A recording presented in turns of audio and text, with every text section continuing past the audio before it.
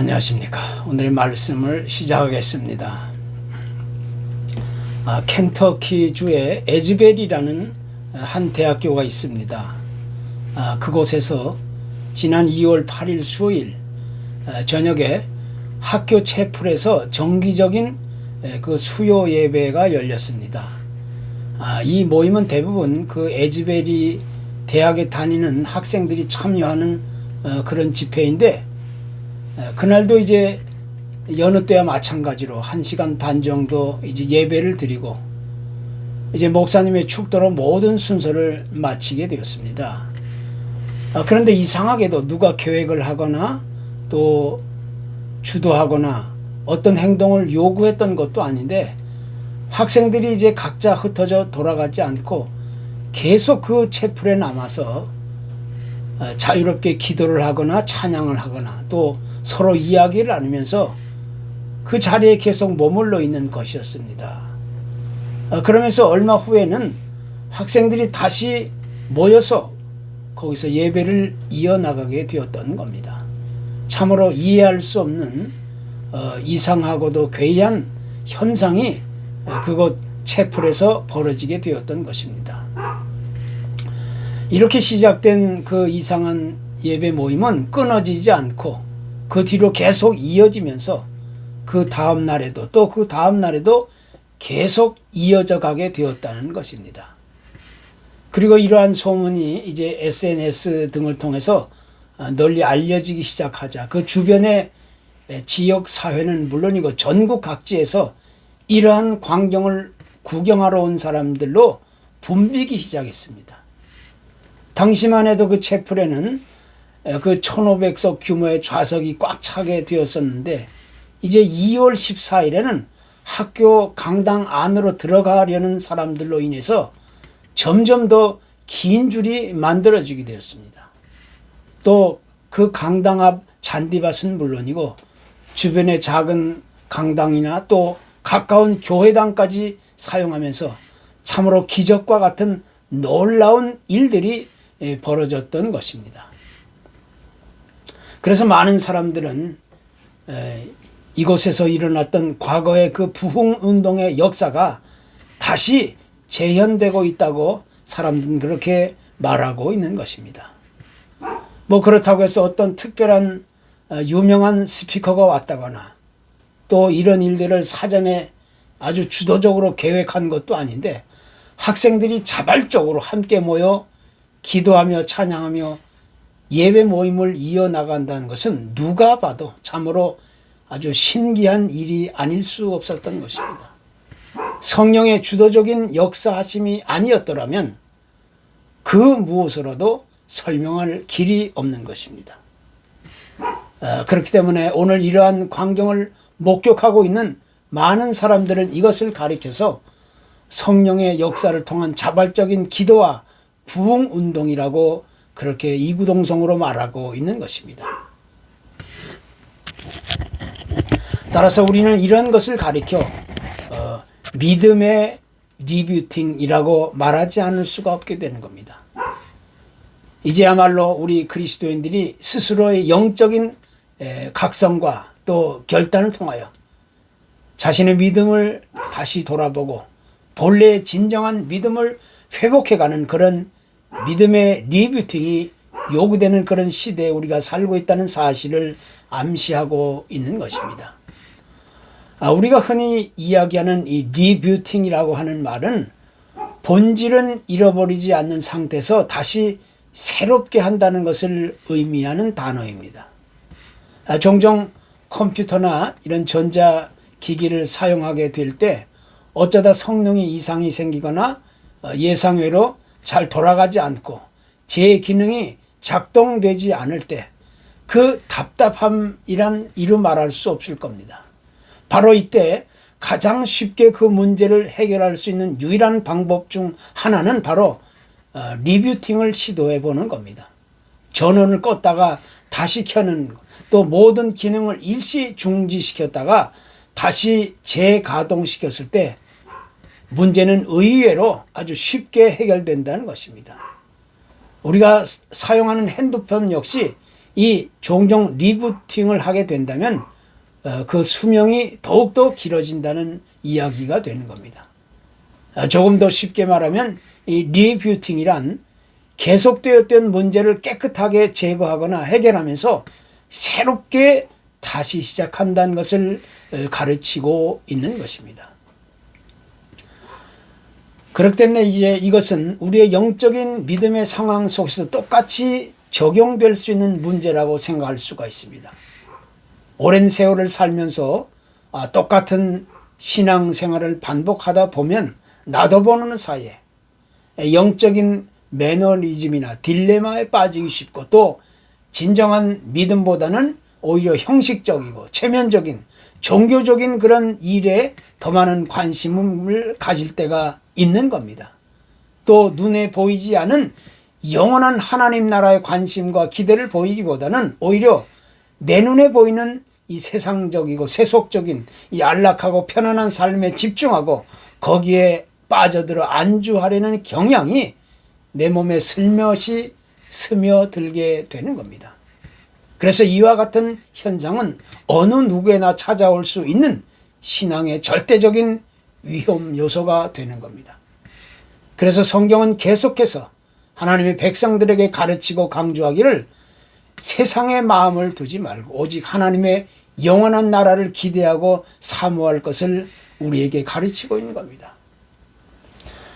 우리가 잠깐 한눈을 파는 사이 또 우리가 편안하고 안전하다 이렇게 자랑하고 자부하며 방심하는 사이에 사탄 마귀는 마치 도적이 밤에 남의 집에 몰래 들어오는 것처럼 모든 수단 방법을 동원하여 우리를 넘어뜨리고 방해하고 우리를 공격해 오는 것입니다. 그래서 성경은 깨어 정신을 차리고 근신해야 한다고 외치고 있는 겁니다. 따라서 이제 우리는 그 어느 때보다도 이 영적인 믿음의 리뷰팅이 절실하게 요구되고 있는 그런 시대에 살아가고 있는 것입니다.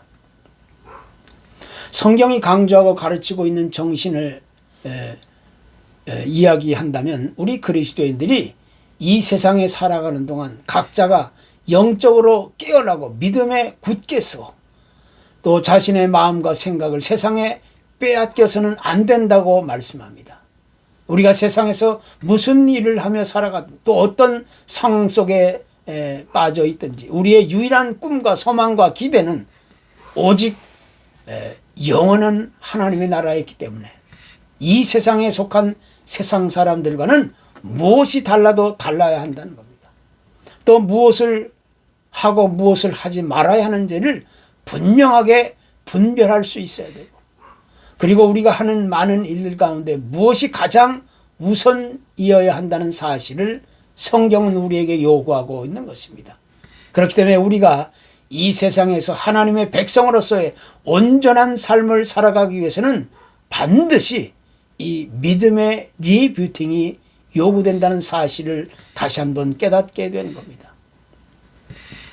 특별히 성경은 이 세상에서의 영적인 신앙생활을 강조할 때마다 운동선수들의 그 경기에 비유할 때가 종종 있습니다.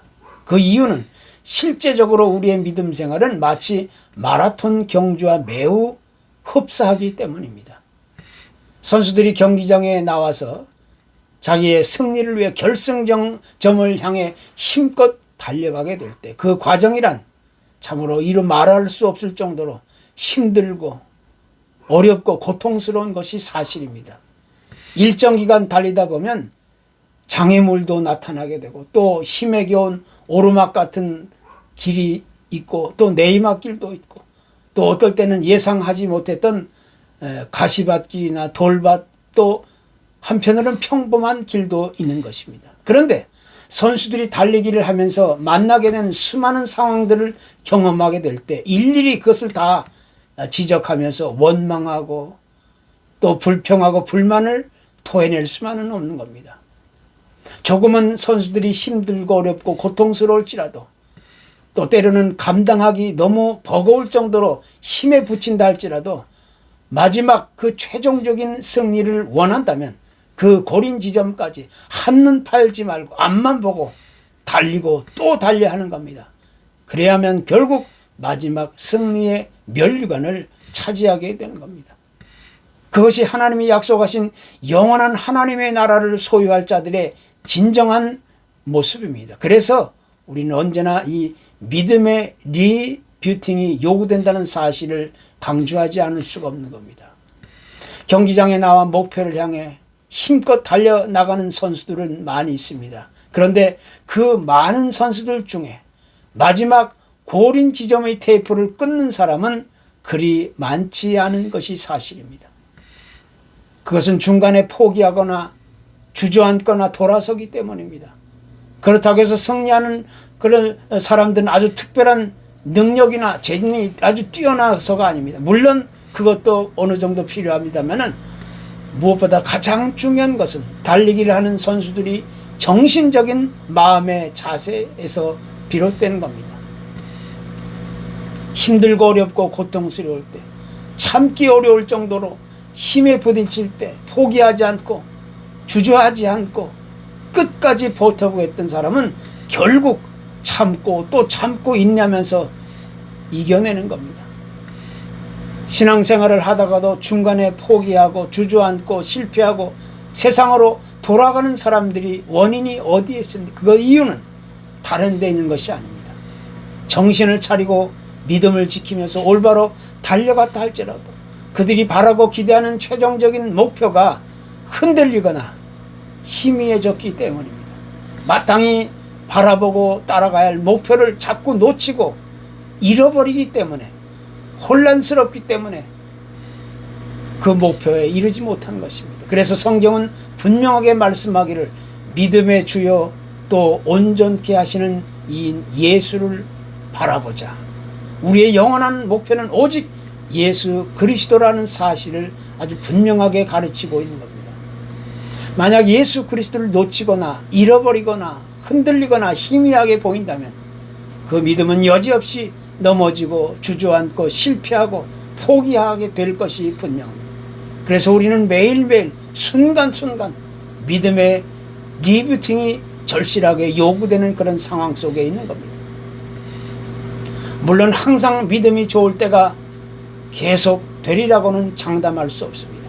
때로는 넘어질 때도 있고 실패하고 상처받고 포기하고 싶을 때도 있는 것이 사실입니다. 그러나 진정한 승리자는 비록 넘어졌다 할지라도 실패하고 주저앉았을지라도 상처받고 고통받고 포기하는 일이 있다 할지라도 다시 일어나는 겁니다. 그것이 바로 실패하는 사람과 승리하는 사람의 분명한 차이가 있는 겁니다.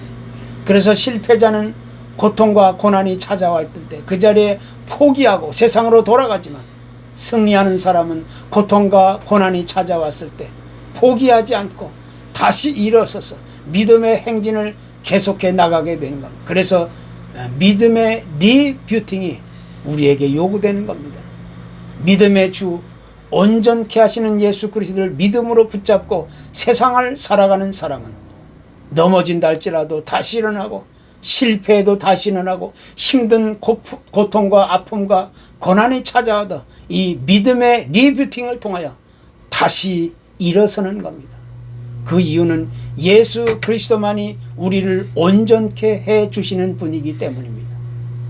세상에 완전한 사람은 아무도 없습니다. 누구에게나 다 각기 다른 약점이나 허점이나 또 허물이 있기 마련입니다. 또 부끄러운 실수와 실패와 말 못한 그런 고민이 있는 사람도 있는 겁니다. 그래서 주님은 우리의 약점과 실수와 허물과 아픔을 그 누구보다 잘 아시기 때문에 당신의 십자가를 통하여 우리를 부르시고 받아주시고 위로해 주면서 우리를 온전케 만들어 주시기를 소원하시는 분입니다. 그런데 여기에는 단 한 가지 조건이 요구됩니다. 그것은 바로 우리의 믿음에 주시고 우리를 온전케 해주시는 그리스도를 바라봐야만 한다는 것입니다. 그분을 내 마음 깊이 받아들이고 의지하고 신뢰하고 순종하고 기대하게 될 때 그분은 영원히 우리와 함께 하신다고 약속하고 계시는 겁니다. 그 같은 사실을 마음에 품고 믿음의 리뷰팅을 날마다 이루어 갈 수 있는 그런 온전한 사람이 되어야 되는 겁니다. 성경에는 수많은 믿음의 사람들의 삶의 현장과 경험적인 역사적 사건들을 직접 보여주고 있는 책입니다. 그 많은 사건들 가운데 믿음의 리뷰팅을 올바로 이루어갔던 사람들을 소개하고 있는데, 대개 자신에게 닥쳤던 엄청난 고통과 고난의 사건들을 통하여 그들은 오히려 믿음으로 다시 일어났던 일들을 우리에게 소개해주고 있는 겁니다. 모세는 원치 않게 이집트에서 살인사건을 저지른 이후에 광야로 피신해 갔다 거기서 하나님을 경험하면서 진정한 믿음의 리뷰팅을 이루었던 장본인 중에 그 대표적인 사람이었습니다. 또 야곱이라는 사람은 자기 형을 속이고 멀리 도망갔다가 다시 고향으로 돌아오는 길에 바로 거기서 하나님을 경험하고 거기서 믿음의 리뷰팅을 하면서 새로운 인생을 다시 시작할 수가 있었습니다. 또 신약의 사도 바울 역시 그는 예수 그리스도의 원수로서 수많은 악행과 그런 아주 못된 짓을 저지른 사람이었습니다. 그러나 다메섹으로 가던 도중에 그가 그리스도를 만나고 믿음의 리뷰팅을 통해서 완전한 새 사람의 모습으로 나타나게 되었다는 사실을 성경은 증언해 주고 있습니다. 그래서 오늘 우리에게 요구되는 이 절대적이고 온전한 믿음의 과정은 바로 믿음의 리뷰팅이 절실하게 요구된다는 사실을 오늘 성경은 우리에게 레슨해 주고 있는 것입니다. 이 믿음의 리뷰팅을 통해서 날마다 순간마다 새로운 사람으로 변화되고 일어나기를 간절히 소원합니다. 감사합니다.